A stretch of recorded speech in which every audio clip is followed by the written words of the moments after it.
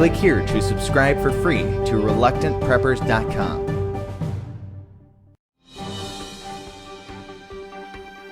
Hey everyone, this is Elijah Johnson with financeandliberty.com, and back with us today is Dr. Jim Willie, editor of the Hattrick Letter found on goldenjackass.com.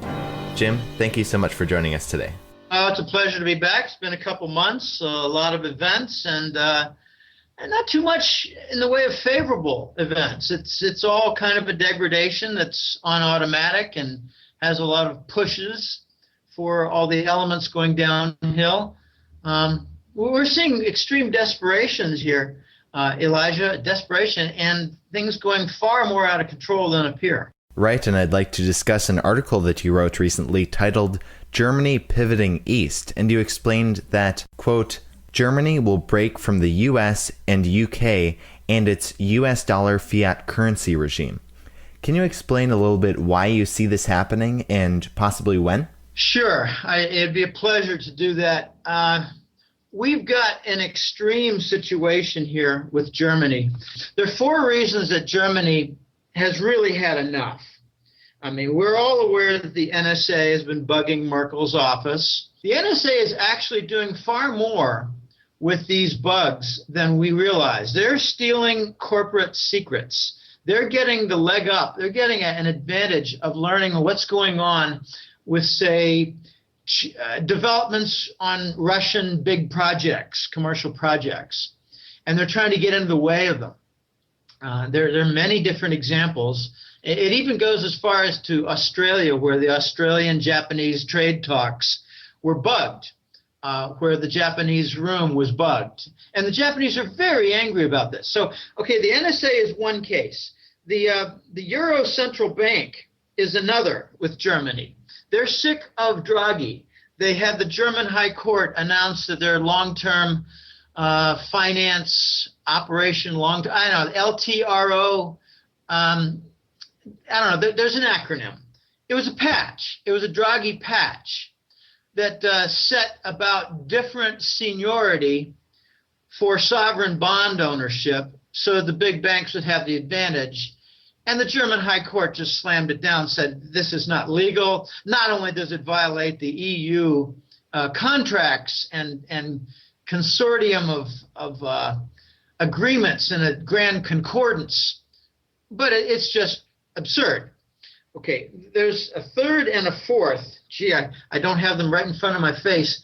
The Germans don't want to cut off Russian supply of gas. It just makes no sense. They can't legitimately replace their 40% dependence on Russia for gas and their 30% dependence on Russia for oil. So the Germans are in a bad spot. They realize that this is not going well and it's not going to get better. And the deeper they get involved with the United States through the EU facade, these are fascists. I mean, I don't know if your listeners are aware, but not only is the United States a fascist regime, but so is Britain and the European Union. And so is a little ally in the southeast corner of the Mediterranean that has a gigantic role in Ukraine. Well, the Germans don't want to commit any further for this war. It just doesn't make any, it's not that it doesn't make any sense, it's suicidal. They don't want to commit German troops. They don't want to interrupt Russian contracts. They don't want to interrupt Russian supply of natural gas. They don't want to disturb their giant LNG facilities in the north on the coast. They don't want to have an economic collapse just because the United States wants to impose sanctions on Russia. The sanctions against Russia are going to result in unbelievable isolation for the United States.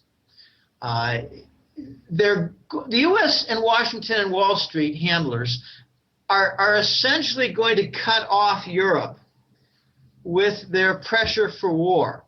They've done something incredibly stupid apart from war.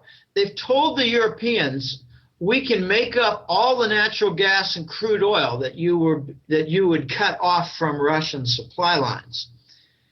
And they're thinking, well, we got this big fracking industry for natural gas. This is just ridiculously stupid. And they say we have all the shale development of oil. This is also ridiculously stupid. A quick look at the analysis for fracking of gas and shale for oil reveals that the depletion rates are incredibly rapid.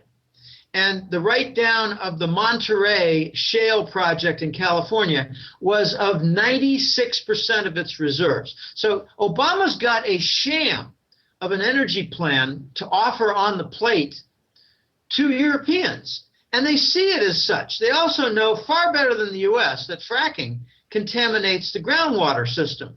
So farming and agricultural industry do not coincide well, do not coexist well with fracking for gas. I mean, we're just full of dumb strategic elements. So the Germans are realizing that they can't continue.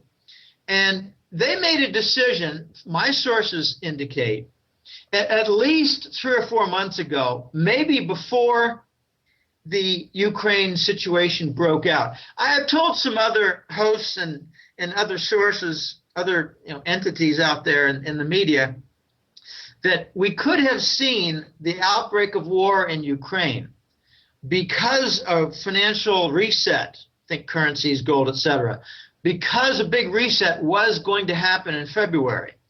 So the U.S. interfered with that. I mean, I don't know if your listeners really understand.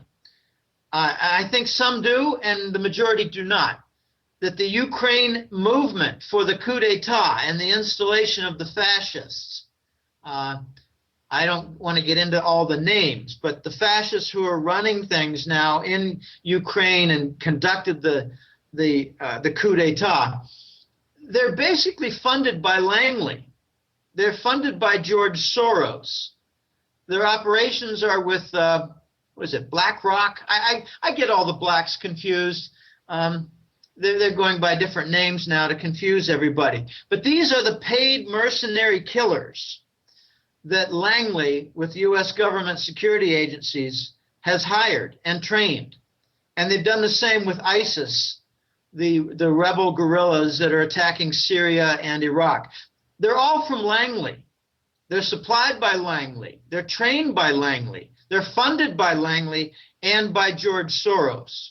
So the Germans have decided, I think even before Ukraine hit, they had their hand called like a big poker game. All right, are you with us or not?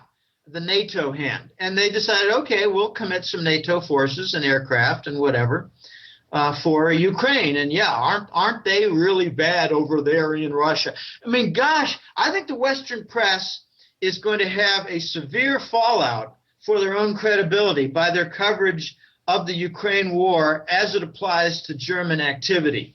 I don't want to get into the downed aircraft. I don't want to get into any of that. I prefer to point to how the U.S. mercenaries with hoods on their head at 2 a.m. in the Borispol, not Air Force Base, airport in Kiev in March, stole 44 tons of gold. Okay, I thought we had protocol problems in New York Fed for not returning German gold in the repatriation. No, they showed their protocol as excellent with hooded masks and mercenaries operating in the middle of the night. So they stole 44 tons of gold, and they also stole, they call it a transfer for safekeeping, $70 billion in Ukraine official accounts, government accounts, and they stole all the former prime minister's family's money, and they put it all in Switzerland. $70 billion. You think the Ukraine economy is going to do okay without their central bank gold? You think it's going to do okay without their government funds? You think it's going to do okay without some oligarch big accounts? You think it's going to do okay without any planting season in some of the best farmland in the world, comparable to Iowa? No, we're on the clock here for the implosion of Kiev. And from what I'm hearing, their troops are surrounded without water, ammunition, and other supplies. So, this is all falling apart. Germany has told China and other Pacific Rim client states that they're getting out. And the word I'm having is not only this word from my London banker source, but confirmed by my gold trader who I called, my source I call The Voice. He's been with me since 2008 and gave me a firm preview a month in advance of Lehman, AIG, and Fannie Mae. He didn't actually identify AIG. I couldn't guess it. I guessed two of the three. And he said, well, you'll have to find out what the third one is. It has to do with insurance. So he gave me a preview. I was told in July and August before the September breakdown of Lehman. Anyway, this guy has all kinds of connections and is involved in many different things, and I think involved in some of the planning for the BRICS currency that's coming up. But the Germans want out, and they realize that their future lies with the Eurasian trade zone by maintaining excellent commercial and trade ties with Germany. Germany maintains ties with Russia and with China. And to do that, they're going to have to embrace some kind of currency reform. And reform's a nice word for abandoning the dollar. So that's where I think we're going here, Elijah. So how do you see Germany breaking away from the U.S. fiat currency regime affecting the U.S. dollar? Well, rejection of the dollar and much more limited use in European trade, much more limited use in Asian trade, much more limited use in South American trade, much more limited use even between, say, Australia, New Zealand, with China. So when you touch on all the continents and say there's going to be reduced dollar usage, what you're saying is it's going to lose its global reserve currency status. Now, a lot of people don't quite make the connection, but if you have trade between two countries and it's not in the dollar, neither country will want to hold treasury bonds. If they're a viable country, like, say, India or Japan or Korea or Russia with an economy, they're not going to want to store treasury bonds. So when the trade is reduced in dollar usage for settlement, these countries are going to dump their treasury bonds. And this is what Ukraine is all about. Russia doesn't want to use the dollar anymore. They're telling the Europeans, we might just settle in euros and eventually in rubles. And maybe if it's convenient to you countries, if you've got a lot of yuan lying around, we can use the Chinese currency. I'd like to point out, some people are confused by what renminbi is. Maybe it's a different kind of Chinese currency. No, it is a Chinese currency. Renminbi in Chinese means people's money. So when you talk about renminbi or RMB, you're talking about the Chinese yuan. You're talking about the Chinese currency. You're just using an informal word for it, RMB. It's kind of like saying, well, I got $8 million here that you're going to spend. Well, gee, so the dollar the United States has two currencies, the dollar and the buck? No, the dollar is the buck. The dollar is also the greenback. So you've got these numerous names. When Germany uses the dollar less in its trade, you're going to see a rather sudden impact for the United States and its economy. You're starting to see some of the early transition activity where, say, the Keystone Pipeline is going to be approved, where, say, different rules from the Department of Energy were just announced regarding the definition of condensates, forms of crude oil before its refinement. I mean, just think of, say, the shale oil that we are producing. It's not thick. It's not like West Texas crude. which is very thick and high viscosity. Some of the crude oil produced by the U.S.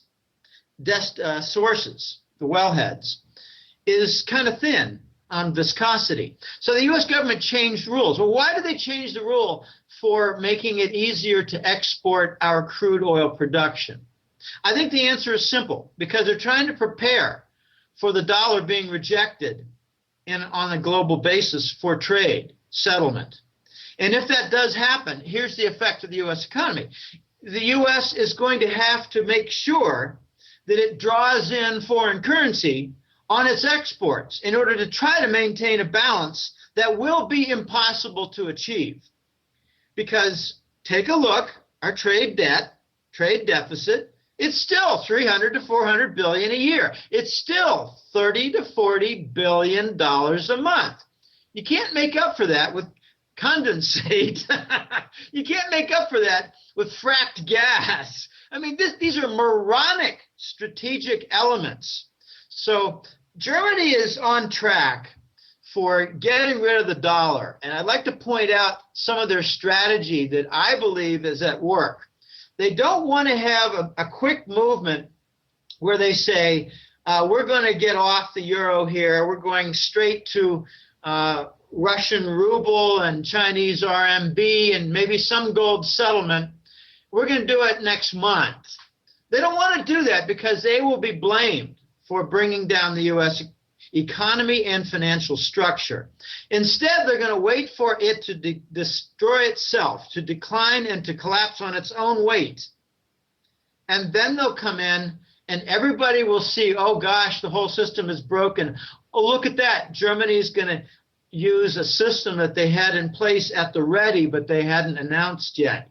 So it looks like Germany is not responsible for the U.S. collapse. Russia is employing the same strategy. They don't want to be responsible for the U.S. collapse. But when the U.S., through its mercenaries, invaded and did a coup d'etat in Kiev, Ukraine, and blamed it on Russia, it's outrageous. We did the coup and blamed Russia for confiscating, advancing, annexing Crimea. No, they merely took over their naval port for the Russian Navy and immediately conducted in the next weekend a referendum in the whole province of Crimea, which voted 93 or 95% to join Russia. The news was not in the U.S. press. It's very important to look at what's not in the U.S. press, what's not reported as a theme. And when you don't have the news of, say, Russia ordering a referendum in Crimea the weekend after they marched in to take control of their naval port. The Crimean naval port is their only warm water port in the world. It's on the Black Sea. They weren't going to lose it, and the U.S. tried to cut it off. But when the U.S. press does not report that the Russians immediately set up a referendum for the Crimean province, and it came out as a 93 or 95% in favor of joining Russia, I look at, why did the U.S. press not report that? I look at what the U.S. press does not report and what motive might be there for an inference. So if they're going to maintain the story that the Russians, the big bad Russians, came in there and overran Crimea and killed people and just took over a country and annexed it illegally, then why did they leave out the story of doing a referendum? The answer is simple, because they don't want the Americans to know that the U.S. was responsible for the Kiev coup d'etat, the installation of Langley fascists, and really they don't want you to trace back that probably the fascists in New York and the CIA were responsible for a whole string of events going all the way back to the Kennedy assassination. I did some quick research here. This wasn't, deep hourly historical reading and referencing. But if you look back to some of the killed U.S. presidents, you had a sequence of Garfield, McKinley, and Lincoln. They were all killed. They were all gold and bimetal advocates. Bimetal standard means gold and silver. Garfield was killed when he kept on promoting the bimetallic standard. McKinley was killed shortly after being reelected, I believe, when he actually ran on the platform of making sure that we have prosperity from the gold standard. Lincoln didn't promote the gold standard, but he did something very unusual. During a time of war, he turned down London for financing the Civil War, and he issued the Continental Dollar, which resulted in tremendous losses for its investors later. I think it was 90% write-downs in the years following the war. But why is it that in U.S. Civil War history books, we don't ever hear about the London bankers being turned down for financing the war, but we do hear about the Continental Dollar, and we don't hear about all the op-ed weekly items in the London Times calling for the death of Lincoln. Week after week after week, the death to Lincoln. So I believe a common theme with the murder, assassination of U.S. presidents going back 140 years has been to eliminate the presidents who are in favor of the gold standard, which includes Kennedy. And I'd like to point out that in the rapid-fire assassination of Garfield, McKinley, and Lincoln, it was only 30 years later or 25 years later that the Federal Reserve was created. So they said, enough of this. We're getting tired of killing your presidents. We'd rather just set up an institution to do our dirty work, and that's the Federal Reserve.